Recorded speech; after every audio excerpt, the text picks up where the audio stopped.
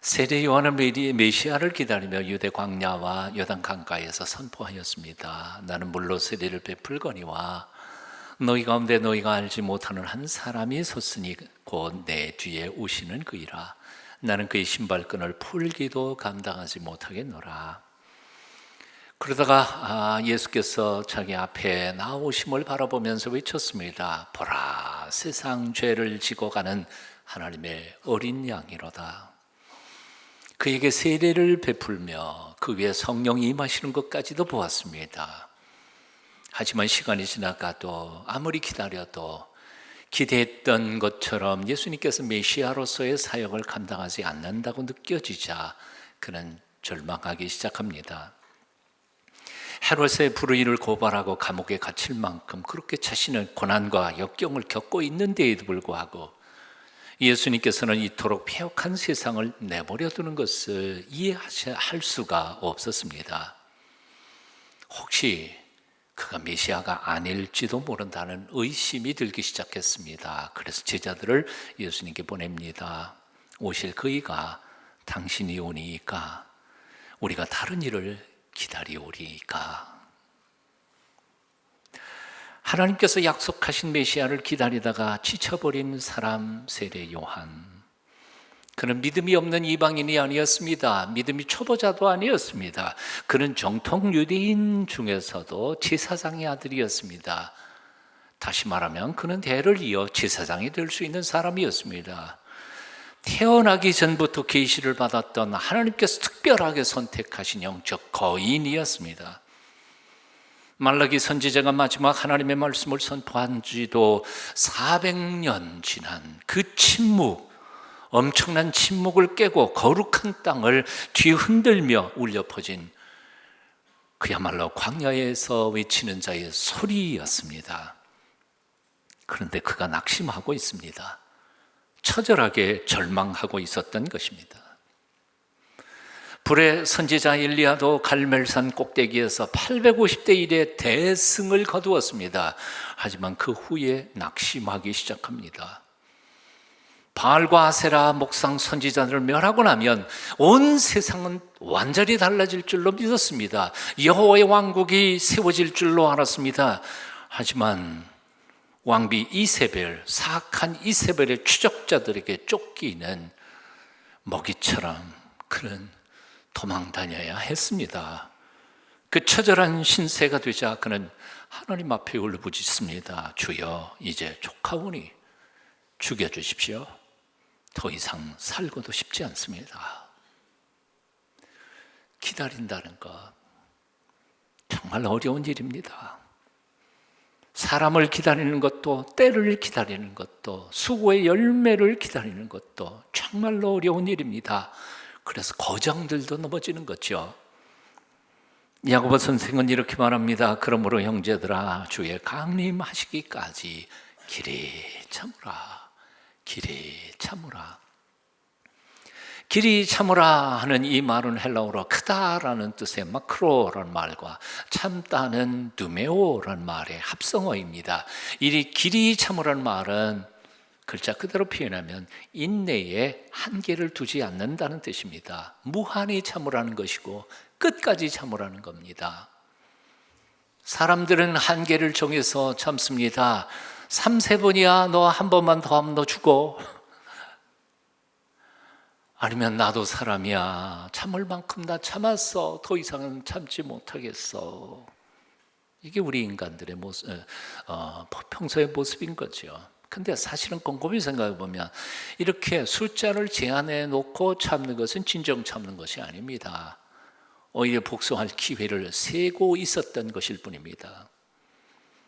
요한복음 13장 1절은 이렇게 말씀합니다. 예수께서 세상을 떠나 아버지께로 돌아가실 때가 이런 줄 아시고 세상에 있는 자기 사람들을 사랑하시되 어떻게 해요? 분명하고 똑똑하게 한번 말씀해 보세요. 어떻게? 끝까지 사랑하시니라. 사랑하는 거는 중간에 포기하면 그건 사랑이 아니라는 거예요. 끝까지 사랑하시니라. 십자가에 죽어가시면서도 예수님은 당신을 못 박는 자들을 향해 기도하셨습니다. 아버지여, 저들의 죄를 용서하옵소서. 잘 몰라서 그럴 뿐입니다. 예수님께서 우리에게 보여주신 사랑은 끝까지 사랑입니다. 한계가 없는 사랑입니다. 예수님께서 우리에게 보여주신 용서는 끝까지 용서입니다. 마지막 순간까지 무한히 용서하시는 용서가 예수님의 용서입니다. 성경에서 우리에게 가르쳐주는, 그리고 명하는 인내, 횟수의 제한이 없습니다. 그냥 참아야 되는 거예요. 언제까지? 예수님 오실 때까지. 그럼 끝까지 참는 거죠. 오래 참는 겁니다. 이게 바로 마크로두메오란 말의 뜻입니다. 여러분, 그러나 여러분 얼굴 보니까 공포에 쫙 지나가고 어떻게 그렇게 참어? 공포에 사로잡히는데 공포스럽게 생각하실 필요 없습니다. 왜냐하면 이유는, 겁먹을 필요 없는 이유는 아무리 힘든 역경과 고난도 끝이 있기 때문에 그렇다는 거죠. 아멘. 끝이 있어요. 반드시 끝이 있기 마련이에요. 조금만 더 참으면 우리 눈에서 눈물을 씻어주실 주님이 오신다는 겁니다. 지혜 중에 가장 위대한 지혜, 솔로몬이 말했다고 그러지요. 정확히는 모르겠습니다만 고난의 시절에도 위로가 되고 엄청나게 성공했을 때에도 교만하지 않게 하는 한마디 말 만들어달라. 그럴 때 뭐예요? 잘하시네요. 한번 따라해 보시겠습니다. 이 또한 지나가리라. 예? 아무리 힘들고 어려워도요, 반복해서 자신에게 말해봐요. 이 또한 지나가리라. 영원히 계속되는 건 아니다, 그 말이에요. 그러니까 너무 절망할 필요 없어요. 그리고 성공의 엄청난 영광이 누릴 그때에도 여보세요, 이 또한 지나가리라. 교만할 자가 없다는 거죠. 교만할 수 없어요. 우리는 겸손할 수밖에 없어요. 왜? 지나가는 거니까요.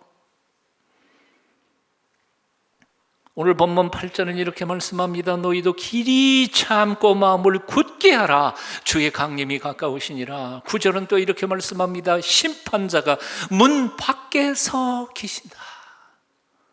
금방 똑똑 두들겨 들어오신다는 거예요. 조금만 더 참아. 힘들지? 그렇지만 조금만 더 참아봐. 이제 다 됐어. 예, 이게 바로 옆에 있는 사람에게 오늘 내가 할 말입니다. 시작. 신경 써서 듣지 않다고 보면 뭔 말인지 몰라. 예, 옆에 있는 사람한테 이렇게 말하고 있습니다. 힘들지? 조금만 더 참아봅시다. 한번 인사 한번 같이 해요.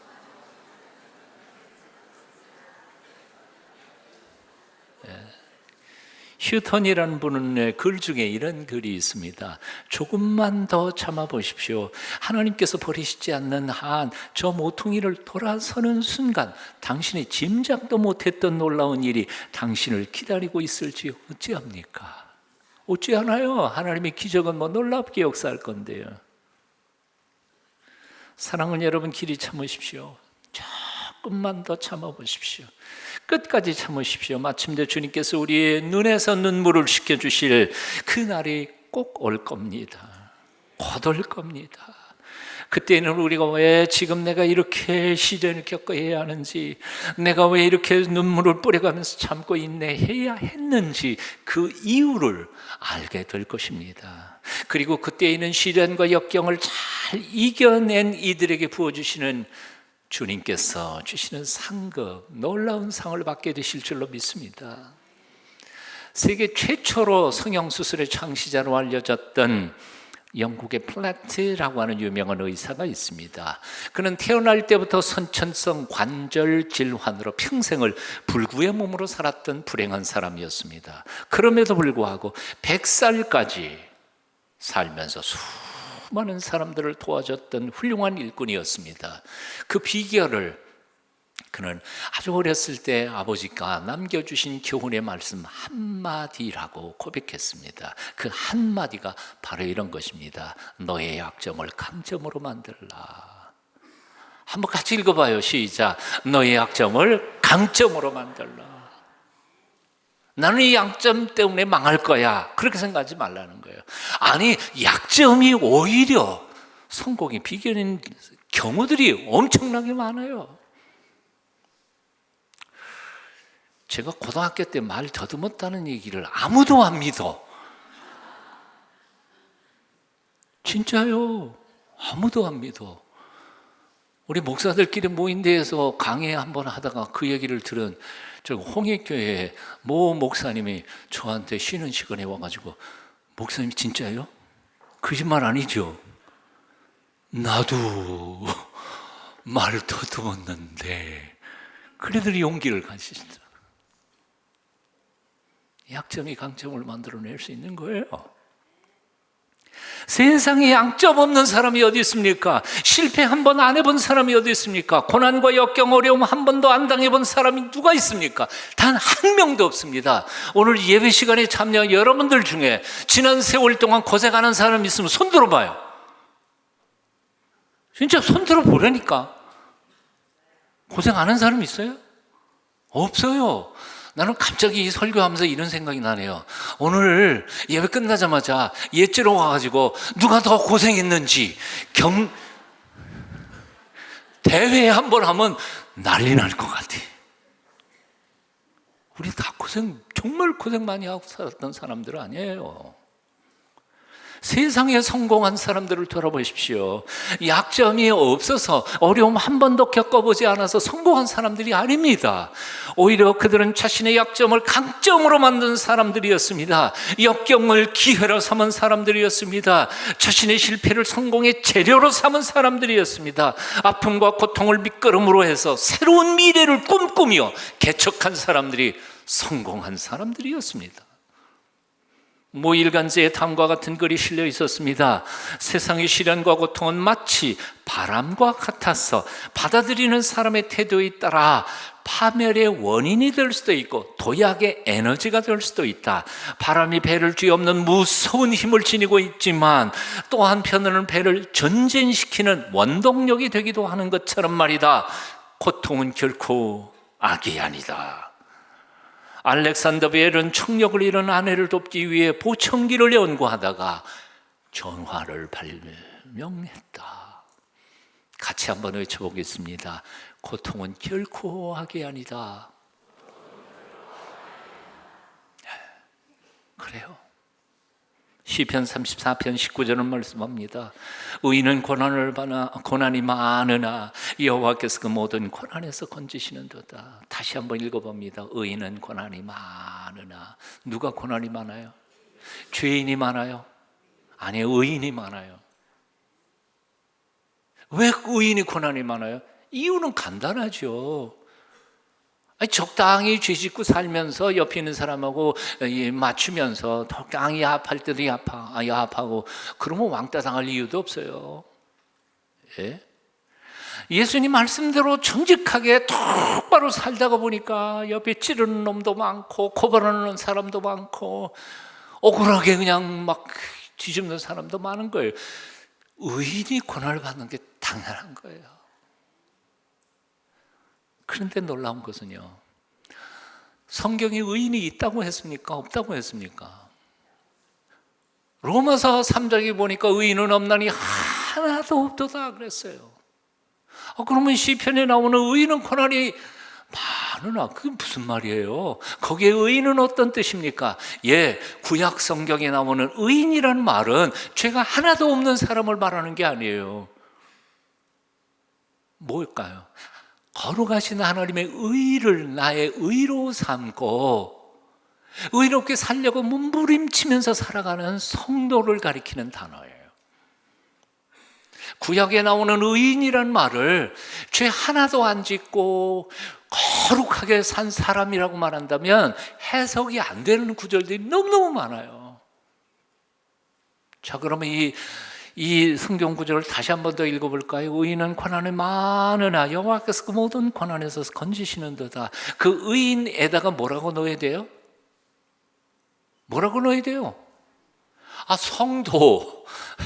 말씀대로 살아가려고 노력하는 성도는 고난이 많아요. 말씀대로 살려고 하다 보니까 성도가 고난이 많아.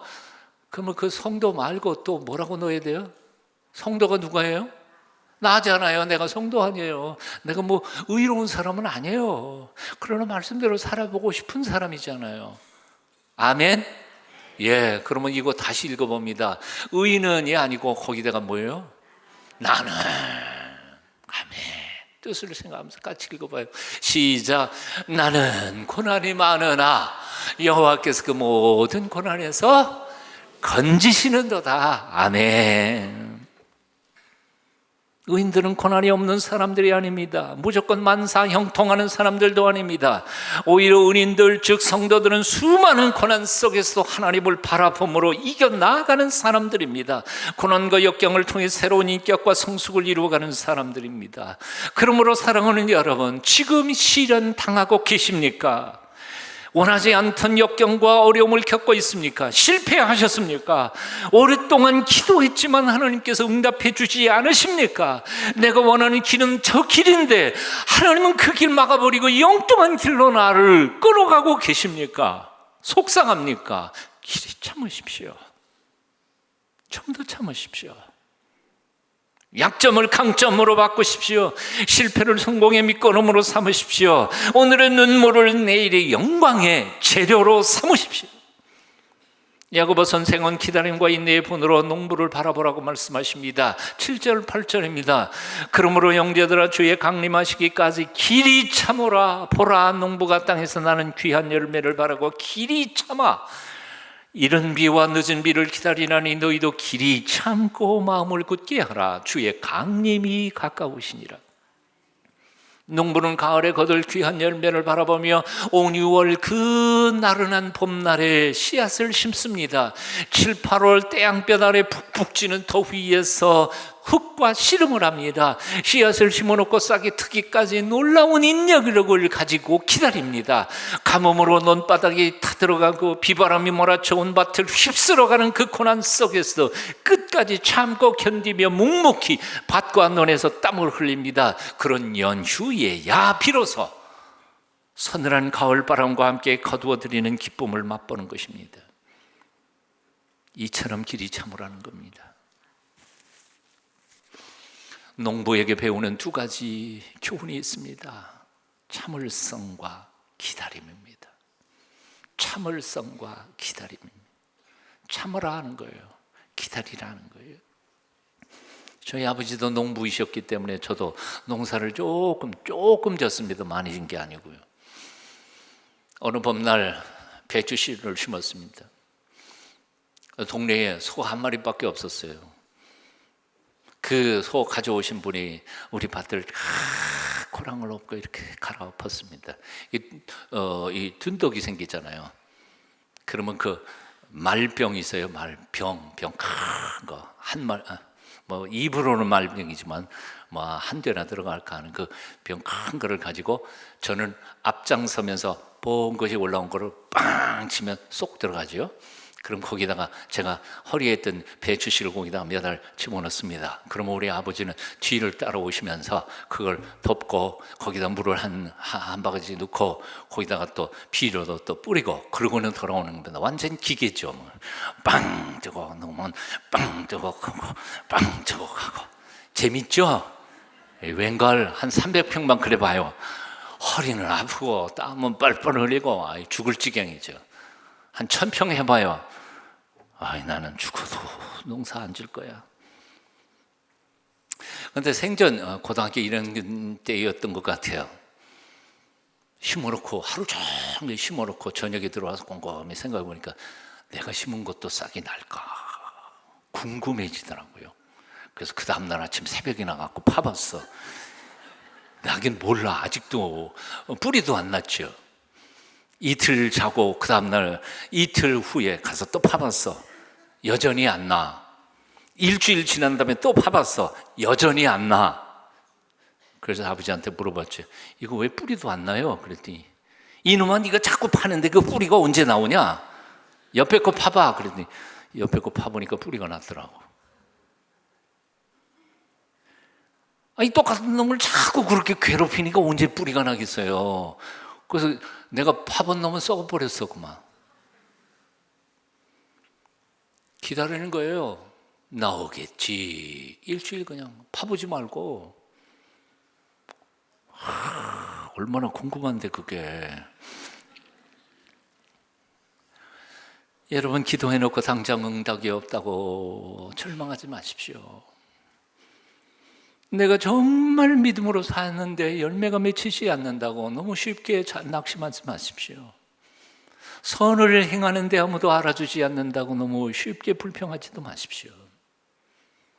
세계적인 부호였던 록펠러에게 위기가 닥쳤습니다. 친구의 권위로 금광을 시작했지만 사실 실상 알고 보니 그거는 폐광이나 다름없는 것이었습니다. 다 파먹고 남은 거였죠. 사기당한 거예요. 원금까지 다 날려버리고 광부들은 폭도로 변해서 밀린 임금 달라고 아우성을 치고 있었습니다. 빚 독촉에 시달리던 록펠러는 너무 괴로워서 자살까지 결심하기 시작했습니다. 그런데 오직 믿음 하나로 여태까지 버텨온 지난 날을 생각하며 너무 억울하고 답답해서 아무도 없는 황량한 폐광 굴 속에 들어가서 엎드려 통곡하며 하나님 앞에 울부짖습니다. 하나님의 말씀이 1.1획도 틀림이 없음을 믿고 지금까지 말씀대로 살려고 몸부림쳤습니다. 그런데 왜 이런 시련을 주십니까? 하나님, 살아계심을 좀 보여주십시오. 통곡하며 기도하는 중에 마음속 깊은 곳에서 한 음성이 들렸습니다. 때가 되면 열매를 거두리라. 조금만 더 참고 깊이 파라. 그래서 록펠러는 다시 폐광을 더 깊이 파고 있었습니다. 사람들은 이미 다 파먹은 금광에 폐광을 아무리 판들 금이 나오겠냐?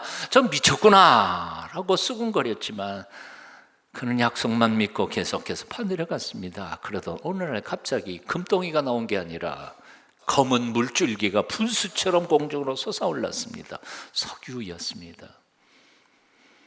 그렇게 해서 자살하려고 했던 록펠러가 석유 재벌이 된 것입니다.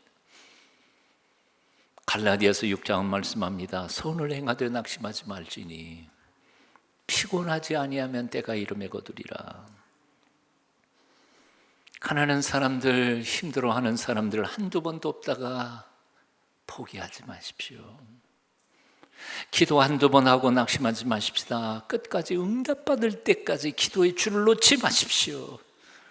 11조 한두 번 하고 포기하지 마십시다. 하나님께서 정말 복을 주시나 안 주시나 시험해 보라고 하셨잖아요. 열매 한 번 경험할 때까지 끝까지 해보라는 거죠.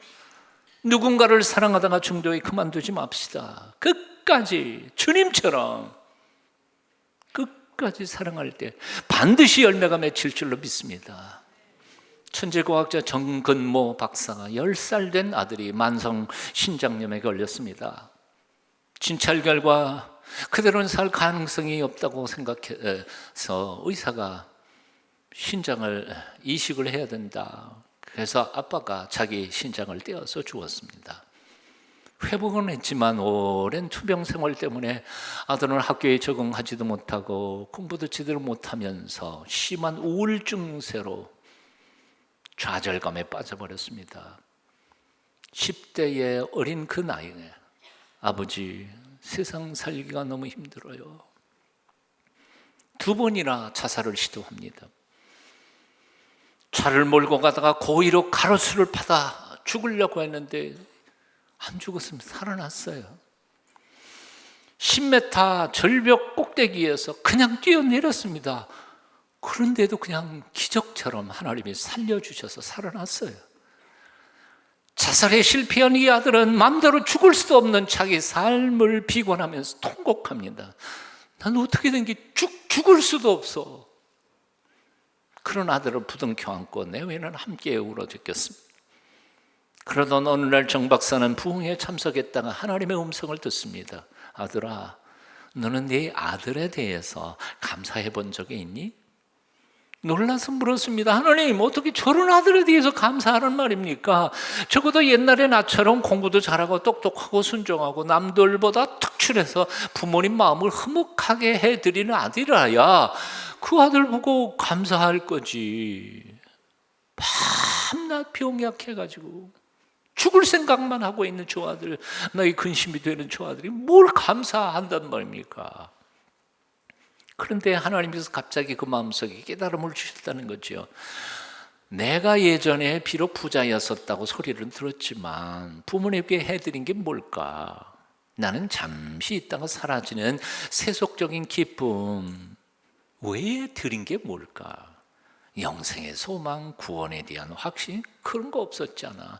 잠깐 사람들에게 자랑거리만 해드릴 수 있는 거리만 줬지. 아무것도 못한 게 없는데 우리 아들 저 진우는 어떤가? 진우는 진우가 고통당하는 모습을 보면서 우리 부부는 신앙에 대하여 눈을 뜨지 않았던가? 그 진우 때문에 기도하는 법을 배웠고 진우 때문에 하나님을 찾게 되지 않았던가? 그렇게 생각하는 동안에 하나님의 음성이 다시 들렸다는 겁니다. 내가 지금껏 큰 짐으로 생각해왔던 내 아들 때문에 너와 내 가족이 구원을 받은 것 아니냐. 그래서 그가 엎드려 고백합니다.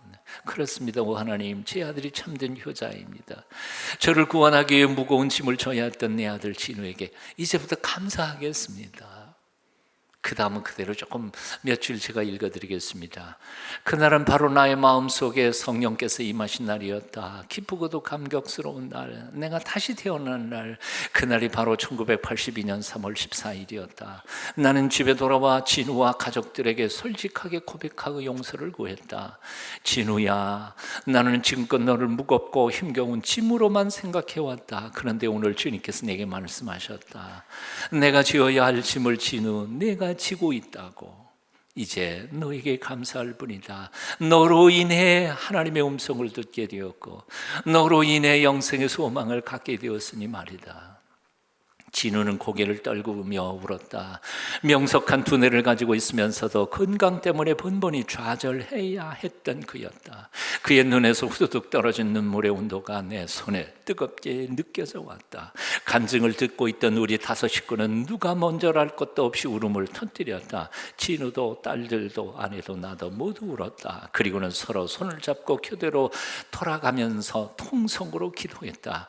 우리는 모두 눈물의 잔치 속에 하나님의 자녀가 된 기쁨을 나누었다.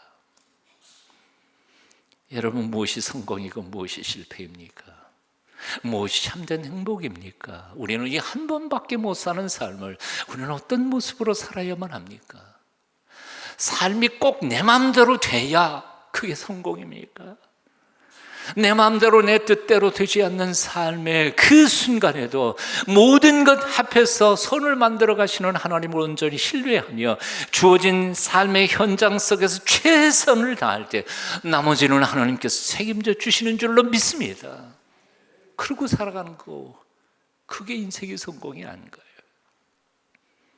대안학교인 간대학교 교과를 들으면서 제가 너무너무 감동을 받았습니다. 꿈꾸지 않으면 사는 게 아니라고. 별 해는 마음으로 없는 길 가려내. 없는 길 가려내. 사랑하지 않으면 사는 게 아니라고. 설레는 마음으로 낯선 길 가려하네요. 아름다운 꿈 꾸며 사랑하는 우리, 아무도 가지 않은 길 가는 우리들, 누구도 꿈꾸지 못한 우리들의 세상 만들어가네요. 배운다는 건 꿈을 꾸는 것, 가르친다는 건 희망을 노래하는 것, 배운다는 건 꿈을 꾸는 거, 가르친다는 건 희망을 노래하는 거.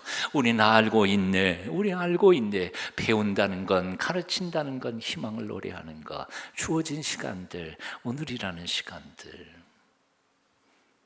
복된 대림절 셋째 주일 아침입니다. 올해도 이 땅에 빛으로 오신 예수님을 맞을 준비 다 되셨습니까? 언제까지나 세월 탓, 남 탓, 정권 탓, 환경, 조건 탓하면서 이놈저놈 욕만 하면서 살아가시겠습니까? 주어진 삶의 현장에서 하나님의 허락하신 것들에 최선을 다하며 꿈을 꾸며 그 꿈을 나누며 가르치며 내일을 위한 희망의 씨앗을 심는 하나님의 사람들이 다 되시기를 축원합니다. 그렇게 할 때 오늘도 빛으로 우리 가운데 오시는 예수님께서 우리에게 참된 행복, 참된 기쁨을 주실 줄 믿습니다. 기도하겠습니다. 기다리고 기다리다 지쳐 무너져 내린 세례 요한처럼, 엘리야처럼 그렇게 처절하게 우리가 절망할 그때에 오 하나님, 우리가 얼마나 연약한 존재인지를 잊지 말아 주시옵소서. 어떤 절망의 바닥에서도 다시 일어나 길이 참으며 빛의 자녀로 살아갈 수 있도록 우리를 붙잡아 주시옵소서. 예수님 이름으로 기도합니다.